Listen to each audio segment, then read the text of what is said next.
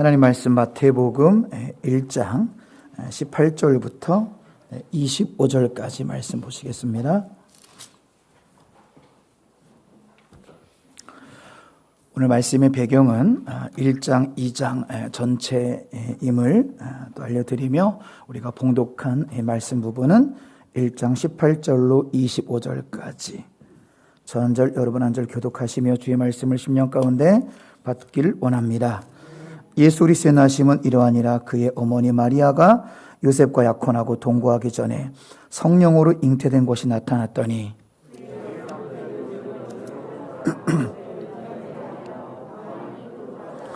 이 일을 생각할 때 주의 사자가 현몽하여 이르되 다윗 자손 요셉아 내 아내 마리아 데려오기를 무서워하지 말라. 그에게 잉태된 자는 성령으로 된 것이라.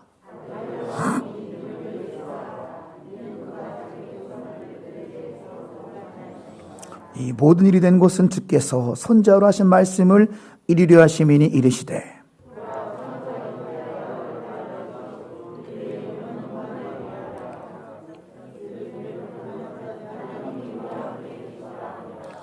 요셉이 잠에서 깨어 일어나 주의 사자의 분부대로 행하여 그의 아내를 데려왔으나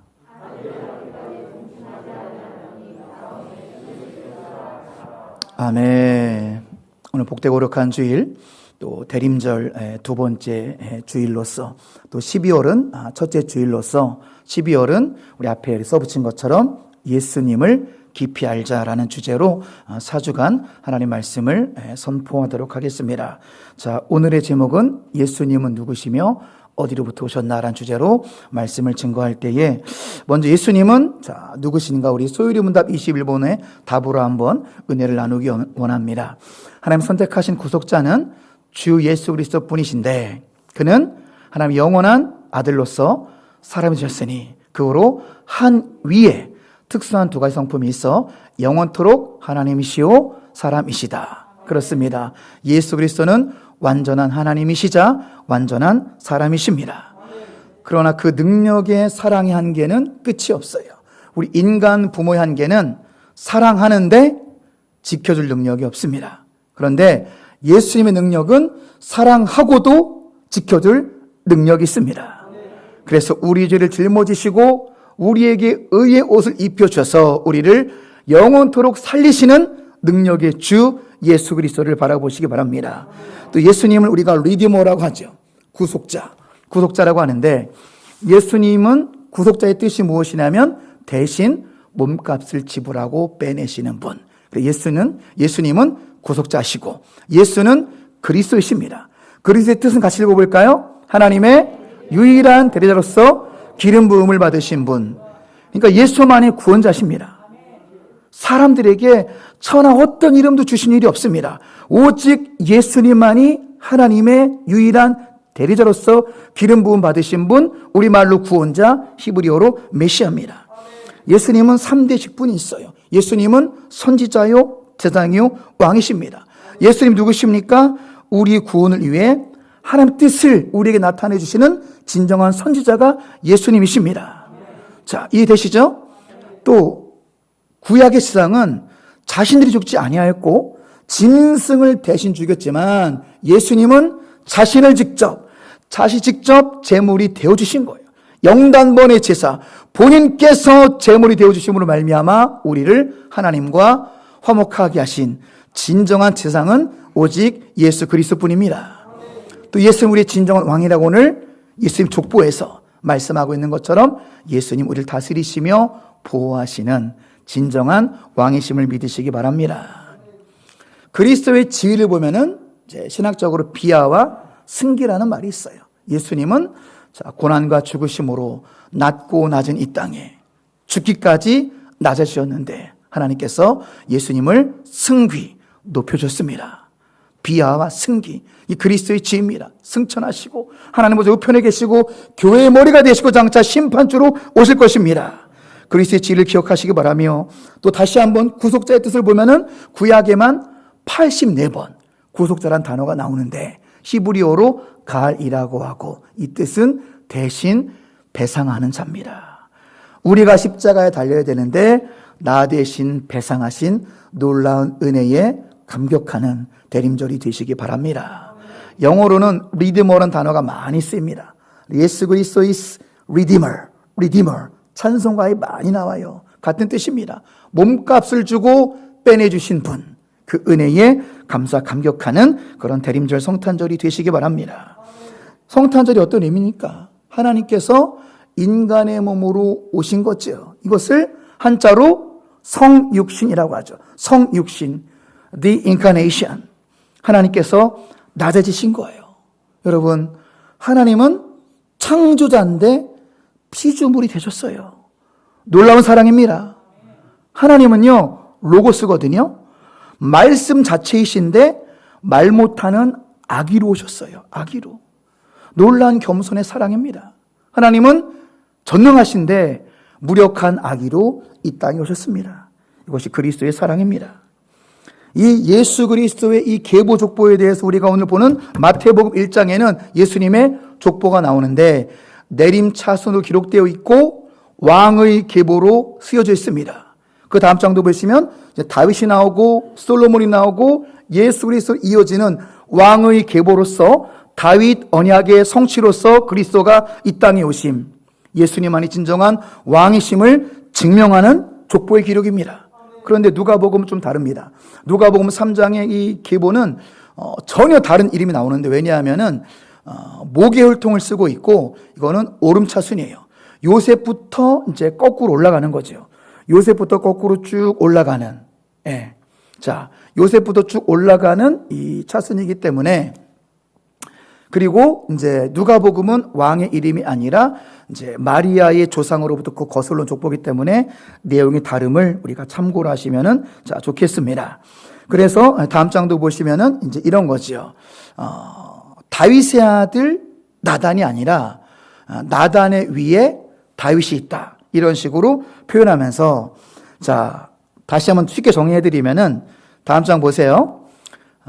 다윗의 불륜녀, 밧세바죠. 100% 불륜녀입니다. 이 온전 주분 족보에서 그리스도가 나오셨어요. 놀라운 은혜인 줄로 믿습니다. 그런데 마태복음은 뭐냐면은, 마태복음은 자, 밧세바의 아들, 다윗의 아들 솔로몬의 계보를 통해서 솔로몬의 아들의 아들의 아들의 아들의 아들이 요셉이다. 그러니까 이게 부의 혈통이죠. 예수님의 부. 그러니까 요셉의 혈통을 계보로 쓴 것이 마태복음 예수님의 족보고, 누가복음은 누구 족보냐면 반대로 마리아. 그러니까 밧세바가 아들이 여러 명 있었어요. 솔로몬이 있는 것이 아니에요. 그러니까 밧세바 아들 중엔 나단도 있는데, 자, 나단의 후손이 누구다? 마리아다. 언더가 스탠드가 되십니까? 다음 장. 그러니까 여러분, 쉽게 말씀드리면 다윗의 계보는 솔로몬의 계보로서 부계혈통이고 왕의 계보고, 결국 이 후손 중에서 누가 태어났다고요? 예수의 법정아버지 누가 태어났다고요? 요셉이 태어난 거예요. 그런데 더 다윗의 또 다른 아들 나단의 후손을 통해서 누가 나왔다고요? 동정녀 마리아가 나왔는데, 이 엄청난 시간과 공간과 이 계보, 엄청난 시공간의 차이가 있는데 하나님의 기막힌 역사는 이 요셉과 마리아를 만나게 하셨다는 거예요. 할렐루야. 믿는 사람 안에 우연은 없습니다. 우리 모든 인생의 필연임을 믿으시기 바랍니다. 우리가 공주에 산 거, 내가 지금의 남편과 아내를 만난 거, 우리 교회를 만난 거, 우리 직장을 만난 거, 이 모든 것이 하나님의 손 안에 있음을 믿으시기 바랍니다. 하나님의 주권 안에 있는 거예요. 하나님 이렇게 기가 막히게 하나님은 구원 역사를 나타내 주십니다. 힘들다고 너무나 원망하지 마시고 너무 불평하지 마시기 바랍니다. 나의 힘듦을 통해서 나를 구원하시는 하나님의 계획이 있다라는 거예요. 불평, 원망. 여러분, 우리가 구원보다 더 좋은 것이 어디 있겠습니까? 지금 나의 환경, 지금 나의 가족의 환경, 지금 나의 형편, 물론 만족한 사람 아무도 없습니다. 다 힘들고 다 고통스럽지만 이 모든 것이 하나님의 손 안에 있는 것은 우리 같은 죄인을 구원하고자 함이시라. 할렐루야. 구원보다 더 큰 복이 어디 있겠습니까? 우린 이미 최고의 복을 받은 사람들입니다. 우리 새 인사 굳이 안 해도 돼요. 우리 이미 최고의 복을 받았거든요. 새 하나님의 축복 우리는 이미 받은 사람들입니다. 이 놀라우신 은혜 하나님의 손 안에 있다. 다시금 예수님을 조금 어려운 말로 정리하면 예수님이 땅에 오신 대림절, 성탄절은 가운데 글씨 눈 크게 뜨고 읽어보십니다. 죄의 고리를 끊는 신적 개입과 신적 존재가 인간의 몸으로 오셨습니다. 메리 크리스마스. 할렐루야. 누가복음 1장 32절 보라 내가 잉태하여 아들을 낳으리니 그 이름을 예수라 하리라. 아멘. 갈라디아 4장 4절 5절을 같이 읽어볼까요? 때가 참에 하나님이 그 아들을 보내사 여자에게서 나게 하시고 율법 아래서 나게 하신 것은 율법 아래에 있는 자들을 속량하시고 우리로 아들의 명분을 얻게 하려 하심이라. 아멘. 때가 참에 하나님의 때에 예수님께서 이 땅에 오셔서 성령으로 잉태하셔서 우리에게 오셨는데 우리를 아들의 명분을 삼으시려고, 우리를 자녀 삼으시려고 예수님께서 이 땅에 오셨습니다. 할렐루야. 예수님은 죄가 전혀 없으신 분이에요. 우리 인간 중에서는 대속자가 없거든요. 그러니까 하나님이 오셔야만 돼요. 우리의 5만 가지 죄악을 씻을 분은 죄가 없는, 흠없는 분이 되는데 하나님 오신 거지요. 죄 없는 자만이 다른 죄를 위해서 자신을 내어줄 수가 있습니다. 그 구속자가 바로 예수 그리스도이십니다. 할렐루야. 예수님이 누구신지 찬송가 96장에는 잘 나와 있죠. 예수님은 누구신가? 우는 자의 위로와 없는 자의 풍성이며 전한 자의 높음과 잡힌 자의 노임되고 우리 기쁨 되시네.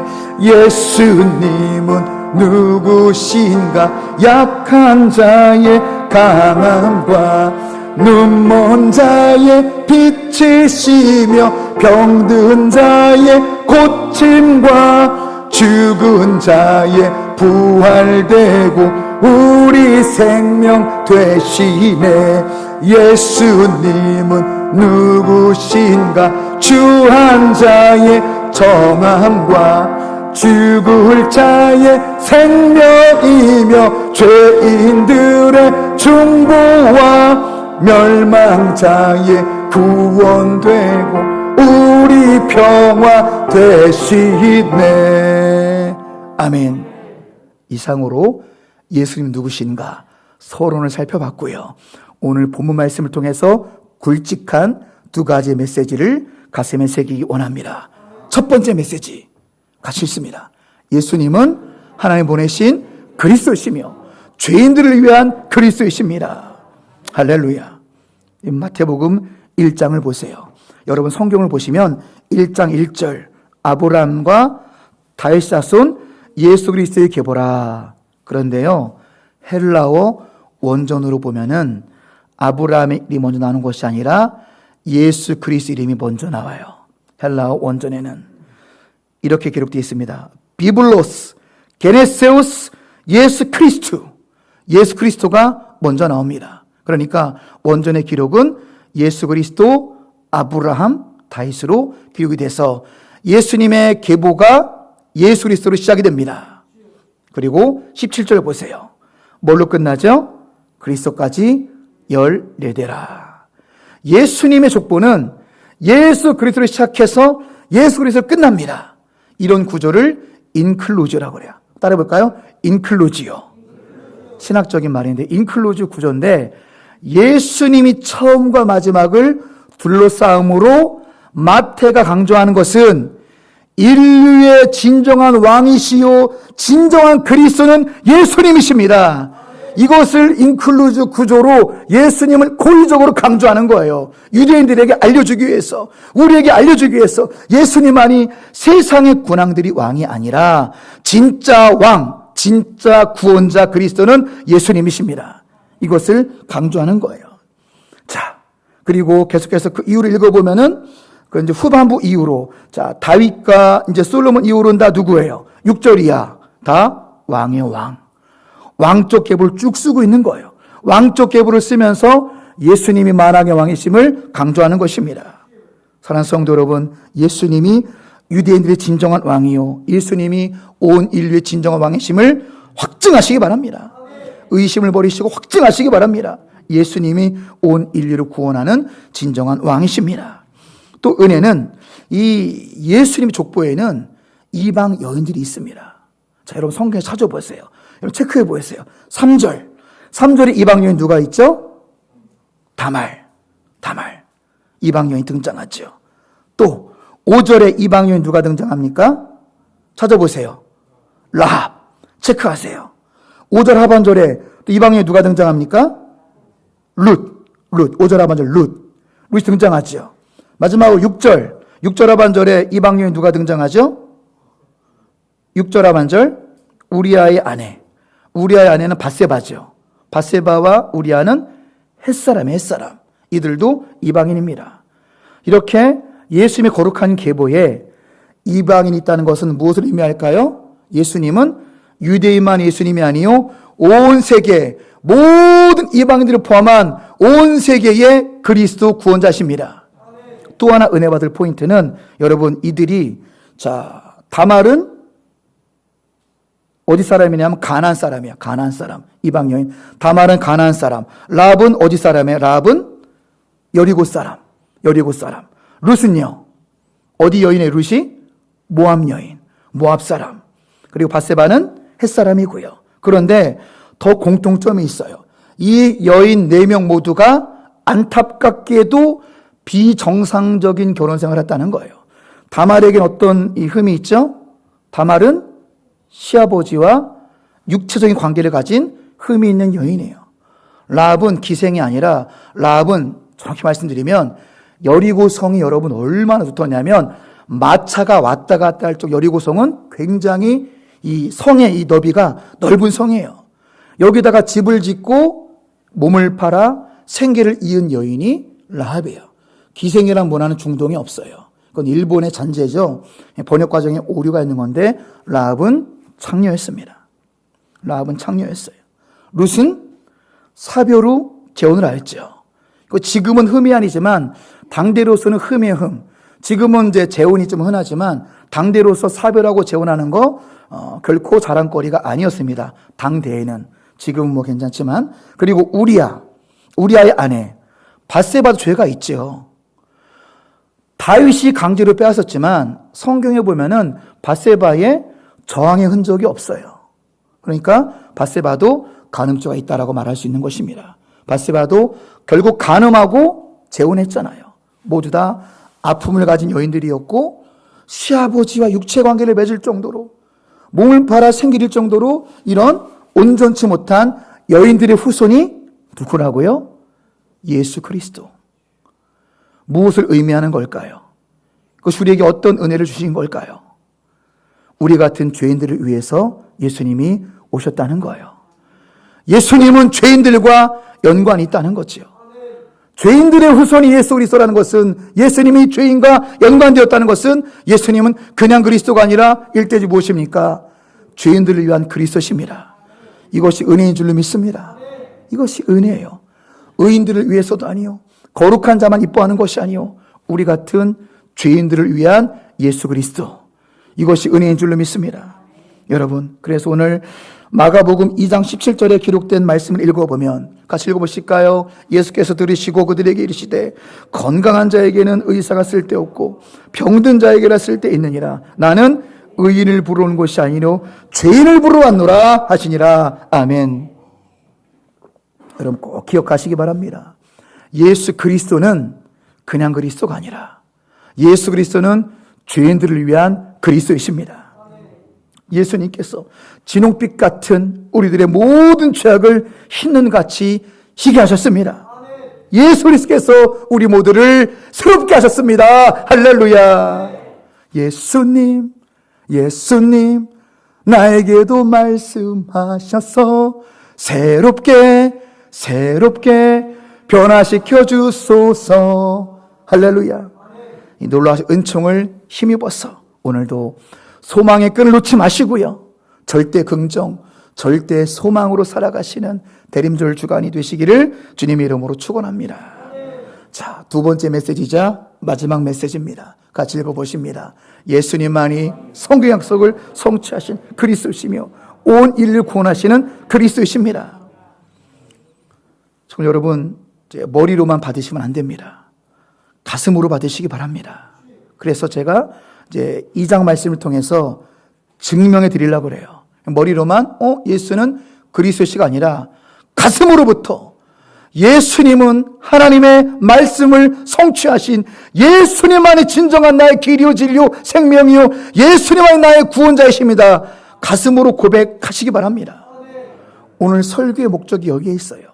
오늘 설교의 목적은 예수님을 더 깊이 알고 또 예수님의 믿음을 확증하고 확증하는 예수님 믿음을 굳건하게 하시는 이 설교 시간이 될 줄로 믿습니다. 마태복음 1장 23절이에요. 이것은 탄생 예언인데 이사야 7장 14절의 성취죠. 보라 처녀가 잉태하여 아들을 낳을 것이요 그의 이름은 임마누엘 하리라 하셨으니 이를 번역한즉 하나님 우리와 함께 계시다 합니다. 이 말씀이 예수님이 이 땅에 오시기 750년 전에 이미 이사야가 선포한 말씀을 성취하신 분이 예수님이십니다. 예수님에 대한 흔들리지 않은 믿음을 가지시기 바랍니다.